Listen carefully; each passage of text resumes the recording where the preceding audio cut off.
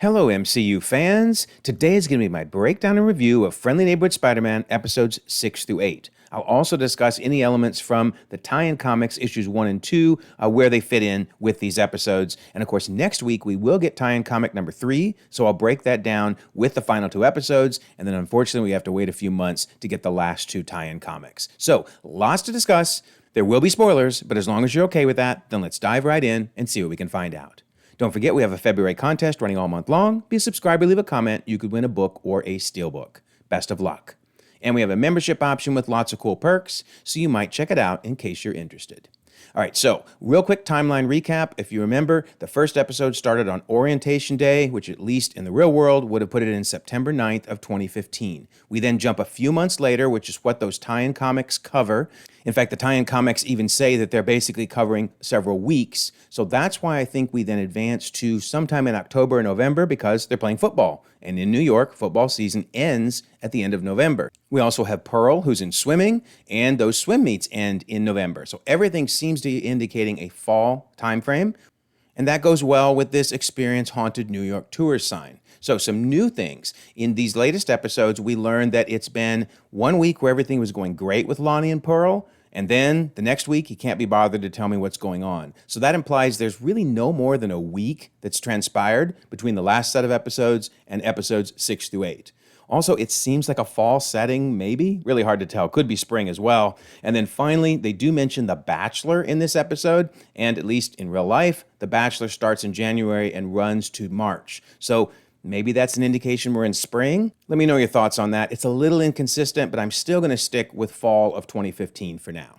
All right, on to episode number 6. Once again, we get a very cool comic cover. This one reminds me of when Daredevil showed up in the comics, his radar sense with the red circles going out. Very, very cool. And obviously, this is the Daredevil episode.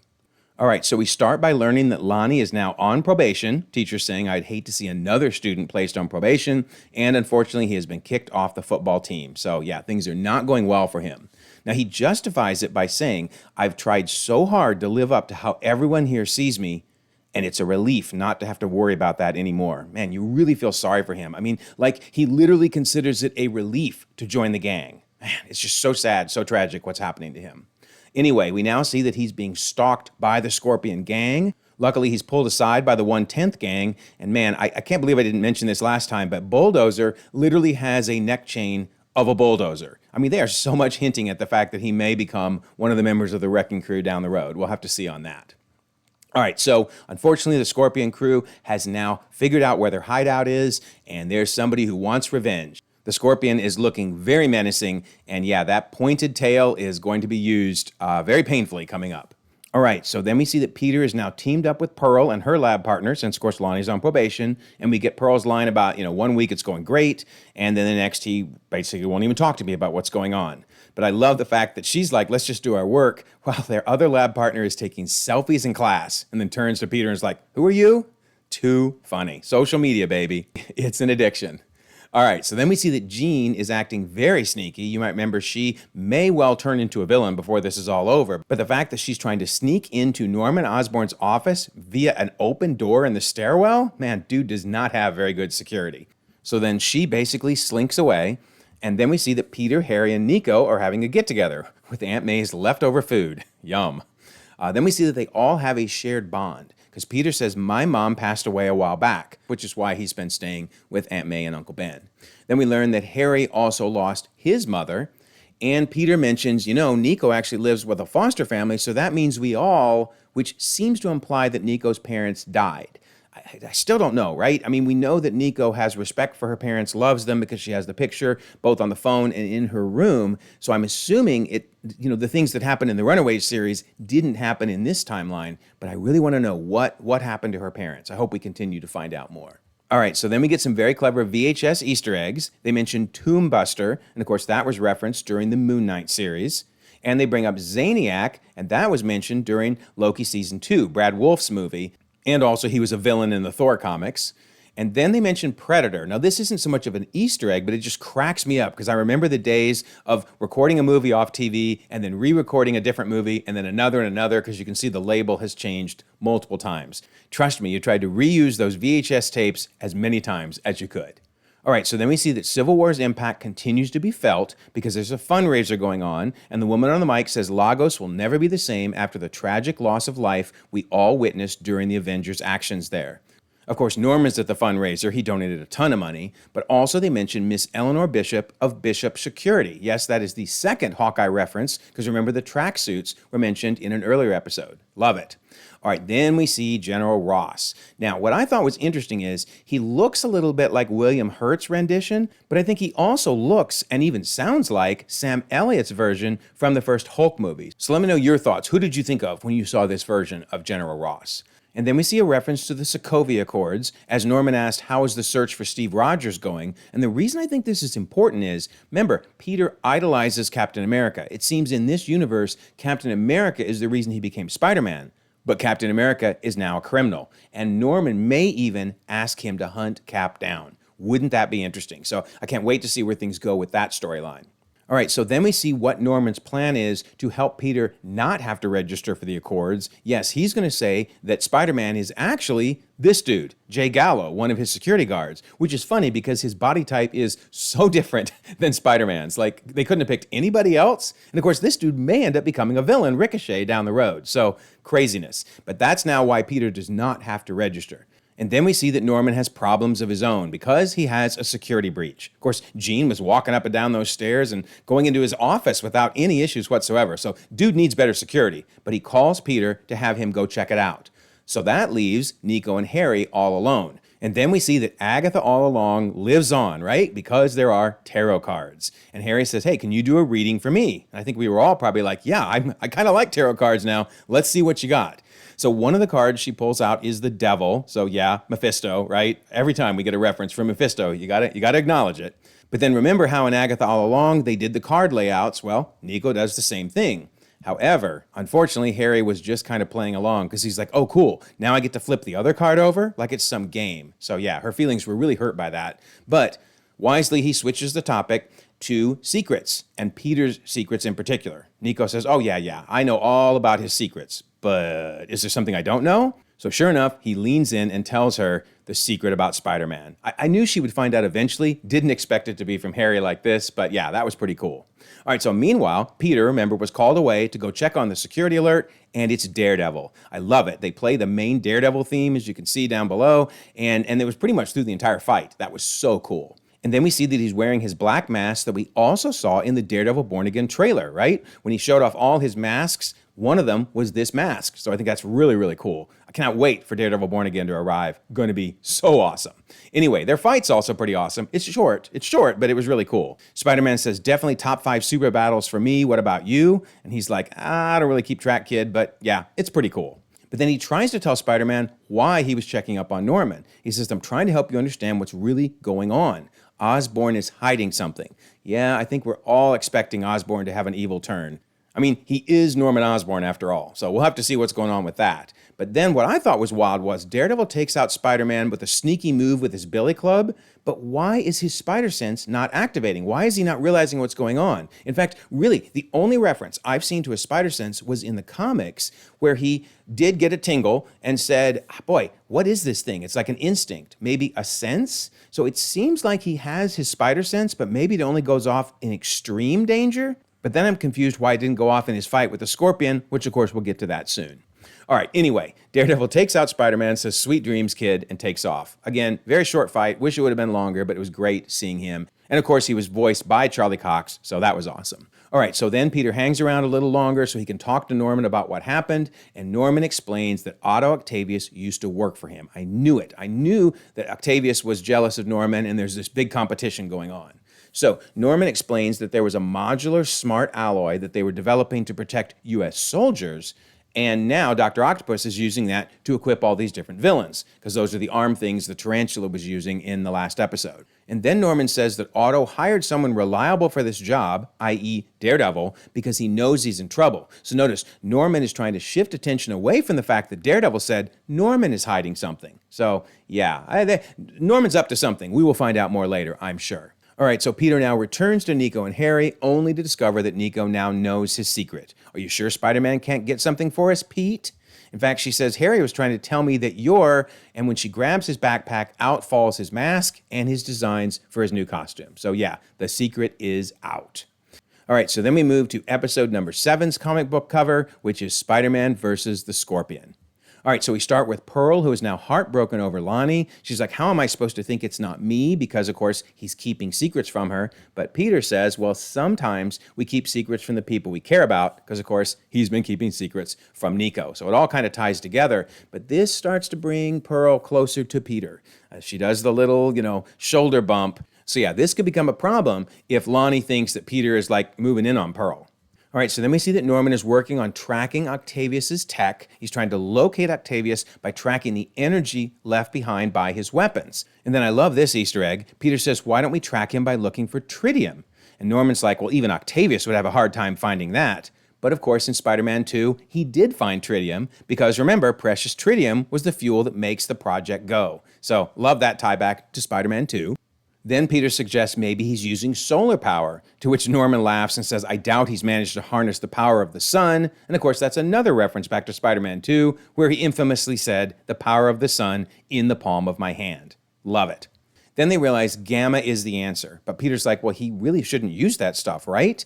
It could even fuse with someone's skin, which we're going to see happening with Scorpion, and will probably explain why Dr. Octopus's arms eventually get fused to him. So, here's another real cool Easter egg. They're now tracking the gamma energy with a spectrometer, keep that word in mind, and they sync the spectrometer to Spider-Man's suit so that he can track the energy like a beacon. Well, remember, in the first Avengers movie, it was Bruce that said to put spectrometers on the roof to calibrate them for gamma rays. So yeah, they're using spectrometers to try to find the Tesseract in the Avengers movie, just like they're using spectrometers to find Ock in this episode. So cool, so cool. All right, so then we see that Harry and Nico are hashing things out. Harry messed up with the whole tarot card incident. He says, I love coming up here when I need to, get away from all the cameras. And we see Nico touching her amulet. In fact, she's actually talking to it. She says, fine, I'll hear him out. Very interesting. Something even more wild is going to happen with that in just a moment. But anyway, she says it's about him, Peter, moving on and leaving me behind. Every time he ignored me or ditched me, he was out playing superhero with you.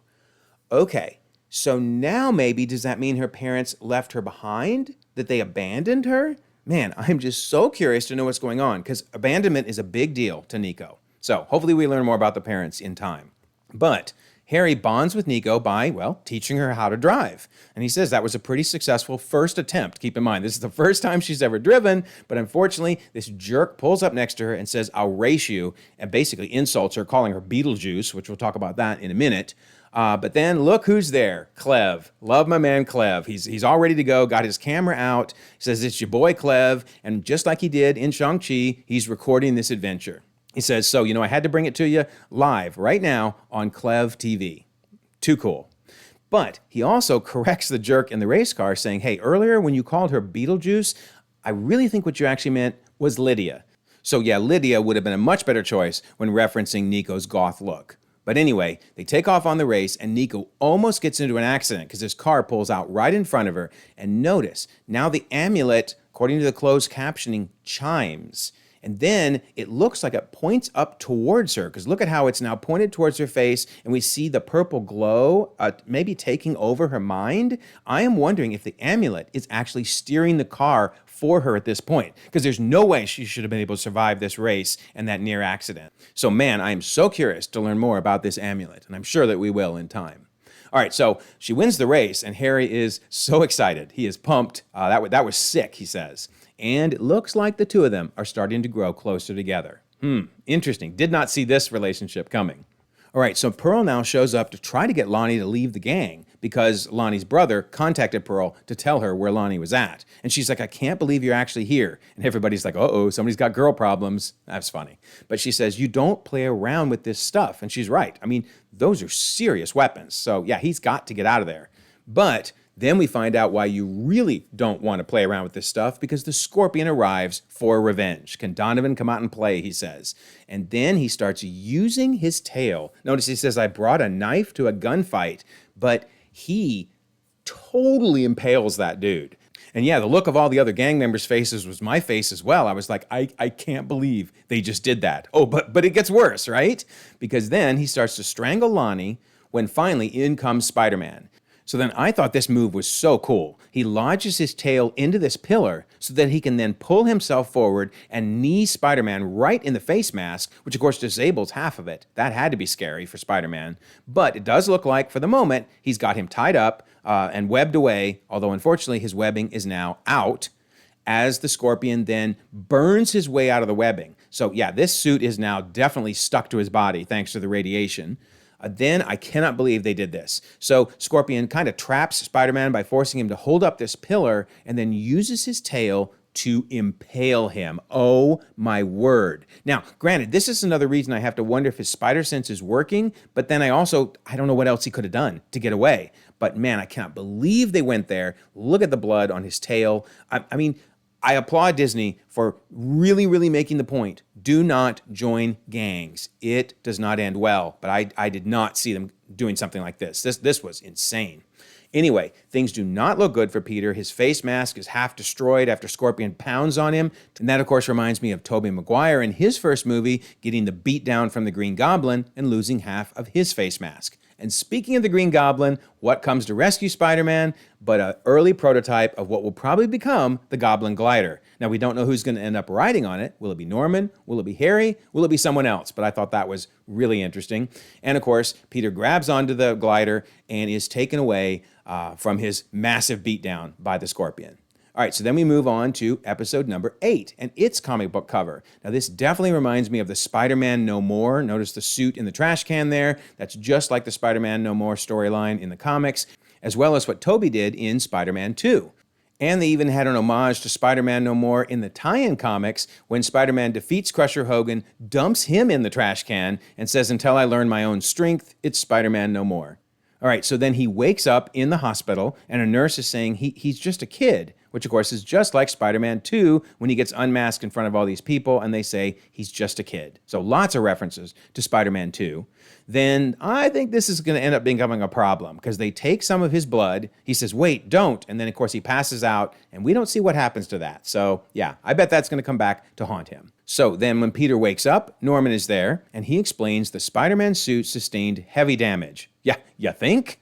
I mean, that thing is toast. But we also learn that, yes, Peter does indeed have very fast healing because Norman mentions, you're healing remarkably fast. And that's the only way to explain how he could have taken that massive beatdown and, in fact, having one of his shoulders impaled, and yet he's still able to even walk. So that's pretty cool. But Norman then gives him quite the talking to, saying basically, you need to up your game. You need to move to a new level because that's where I need Spider-Man to be at. So it kind of reminds me of the pep talk he got from Tony Stark, although Tony Stark basically told him, quit being Spider-Man. You don't know what you're doing.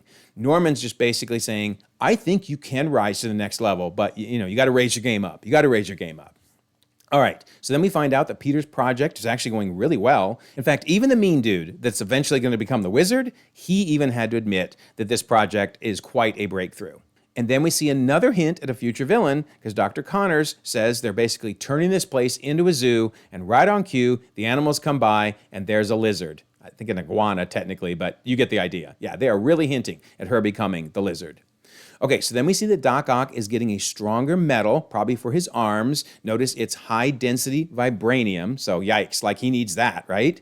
But he's about to get taken down because in comes the SWAT team saying you're in violation of the Sokovia Accords for the illegal harboring and selling of gamma-powered weapons. But his arms actually have something to say about that first. So he starts fighting all the different SWAT dudes with his arms, and some of these scenes looked right out of Spider-Man 2. I mean, this dude being dragged across the floor is just like her. Oh, that still hurts seeing those fingernails dragging into the ground. But yeah, lots of homages to Spider-Man 2.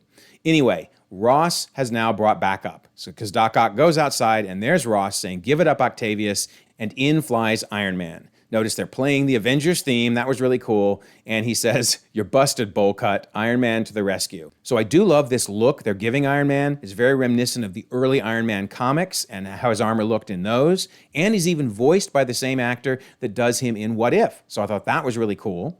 And then this is interesting. If you look way back in the back and we zoom in, that kind of looks like the Department of Damage Control logo. I mean, the wording is hard to read, obviously, but yeah, that's got to be Damage Control. Man, I want to see Damage Control come back in the MCU. There were so many interesting storylines with them, but maybe we'll learn more about them here in these episodes. All right, so then we see Peter sharing his self-doubts with May, saying, I'm afraid I'll never be strong enough to be who I'm supposed to be. So you can see he's really struggling with this whole, should I be Spider-Man or not, thus the Spider-Man No More theme. But then he realizes he's late for his study session with Pearl. And I have had some people mention in the comments, why is Peter, who's a freshman, and naturally should be in Chemistry 101, you can see his book there, why is he in the same class with Pearl since she's 3 years older? I guess she just hadn't taken chemistry yet. I don't know. It is kind of odd, but let me know your thoughts in the comments. So yeah, he does meet up with Pearl, and we find out she's from the Philippines. I thought that was really cool. But before long, they get a knock at the door, and it's Lonnie. So Pearl tries once again to convince him to leave. Everyone in that gang is probably running for it now, right? So you don't need to go back. And he says, I'm not worried about that. I just can't abandon the 1/10th. So now he is feeling more associated with the 1/10th than his friends and his school. Man, he has given up everything for that gang.